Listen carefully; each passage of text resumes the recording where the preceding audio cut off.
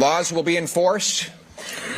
People who engage in this activity will be locked up and they will pay a serious price.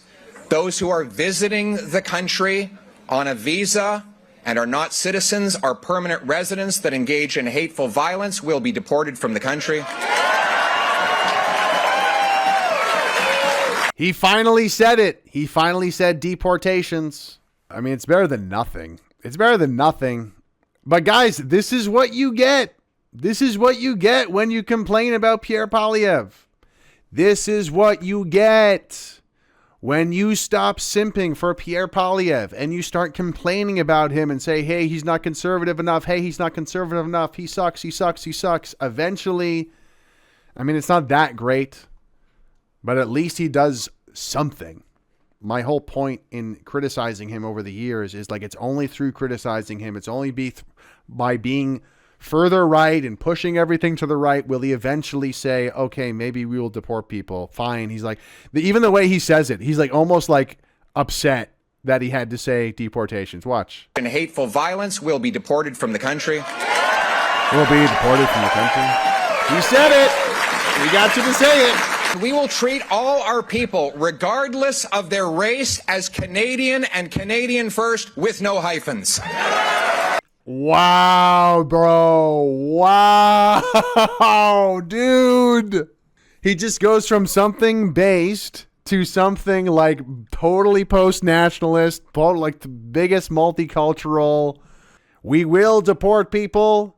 By the way, no hyphens. If you're Canadian, you're a Canadian, bitch. Everyone's a Canadian. Even all the Sings are totally Canadian. They're Canadians just like me and you. Ha! So there you go. That's nuts.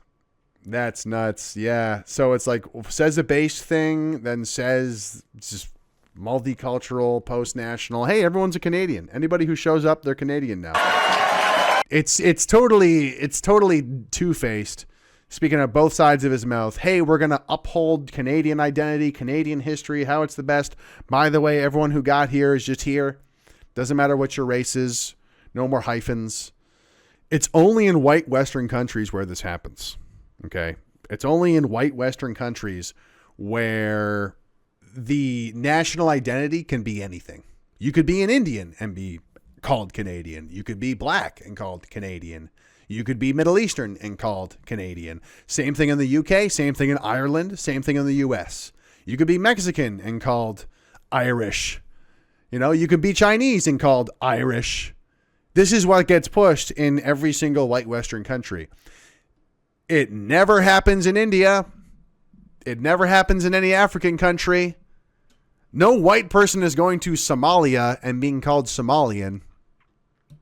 No white person is going to India and being called Indian. No white person is going to China and being called Chinese. It's pretty obvious. Like, why does it only apply in white Western countries where, for some reason, like the sort of national identity of these countries is getting globalized? It's getting turned into a post-national state.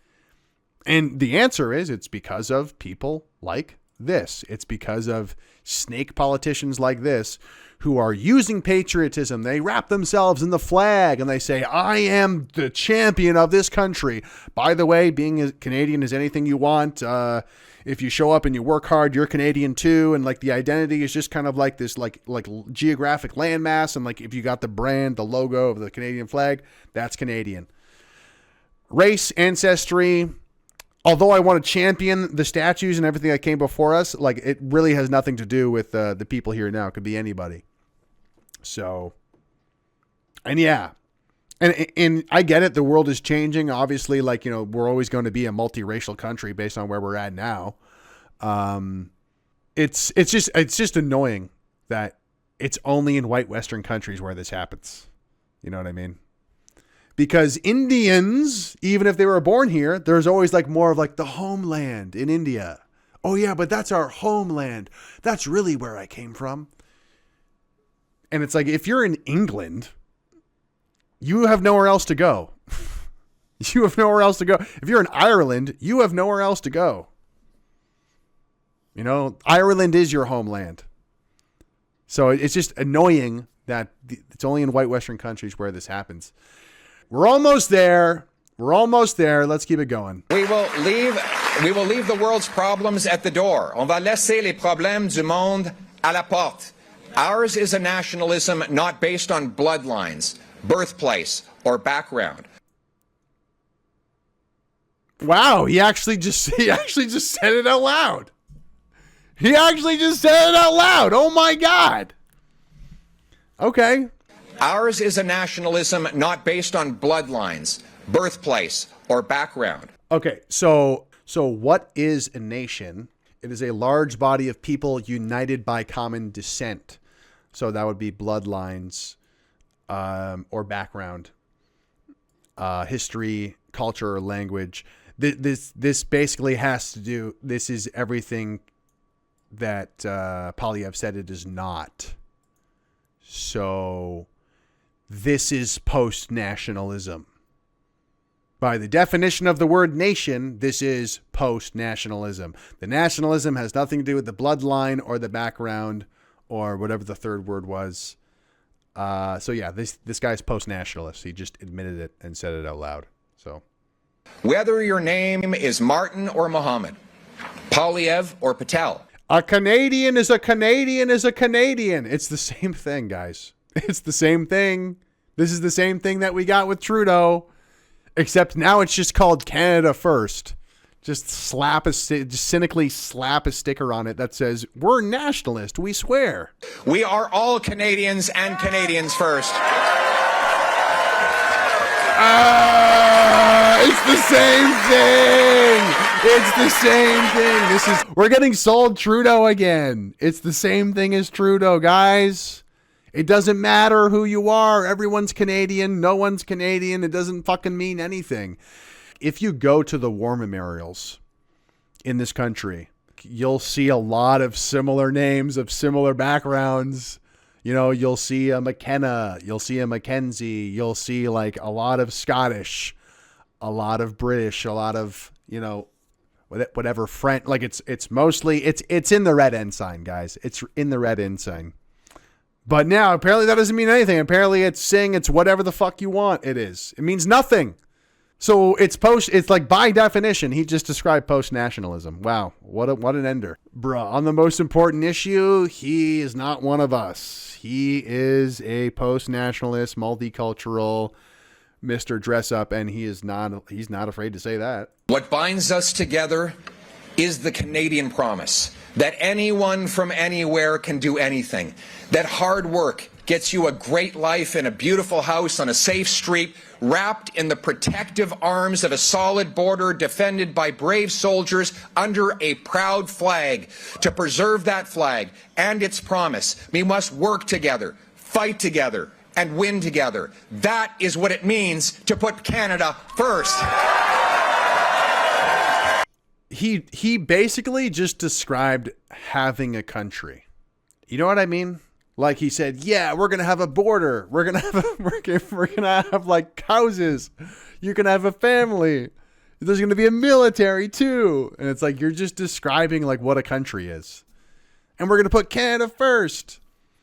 And like, that's how far we've fallen to where like just describing what a country is and what an actual country should have. This is like the grand vision is to just have a country. Or we have a flag too. You know, and what's missing there is what's uniting the people in the country. Because right now you're saying hard work. You're saying hard work unites the people in the country. Doesn't matter if you're Singh or Patel or Tremblay. Doesn't matter if you're from Bangladesh or Brampton. You know, it's anybody. And the thing is, if you haven't noticed, Pierre Poilievre, we're kind of struggling to unite and feel as though we are part of a unified country because of multiculturalism.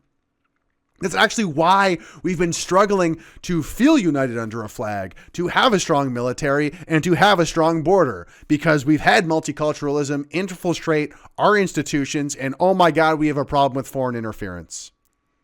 Oh my God, we have a problem with foreign interference. That is a massive, that is the root of the problem.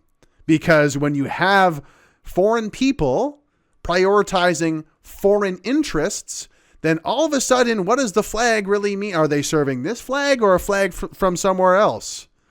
Are they working for the benefit of this military and to protect this people? Or are they working to protect somebody else and to help somebody else's military? So the multiculturalism enabled the foreign interference. But somehow creating a Canada First brand that is all about multiculturalism, is that going to solve the foreign interference problem? No, that's actually going to obfuscate the foreign interference problem. You're actually just running cover for the problems from multiculturalism, which is the normalization of foreign interference. So this guy is essentially just running. Did he bring up foreign interference once? Didn't bring up foreign interference once in the entire speech, really. But he's like, by the way, Canadian identity is whatever the fuck you want it to be. Doesn't matter where you're from. Doesn't matter who you are. Doesn't matter what race you are. We're all Canadian now. So I guess there's no foreign interference now. Right?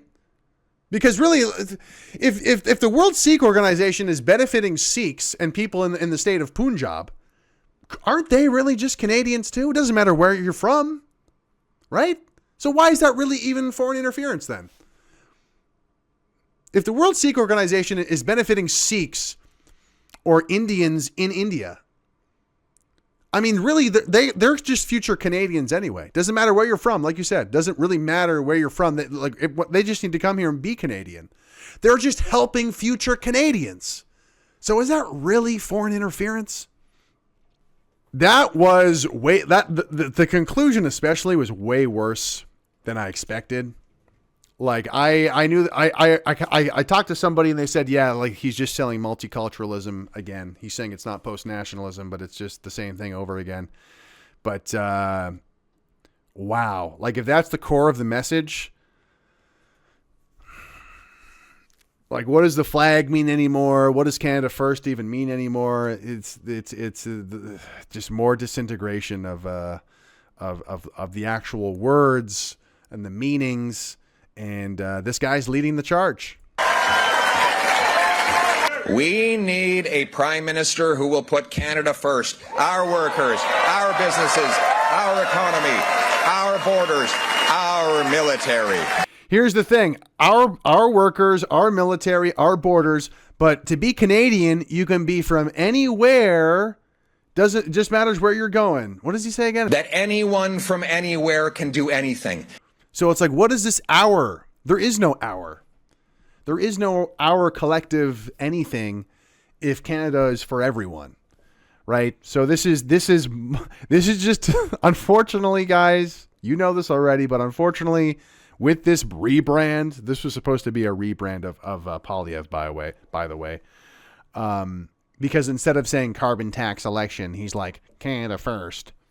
But this rebrand is essentially the evolved version of Justin Trudeau.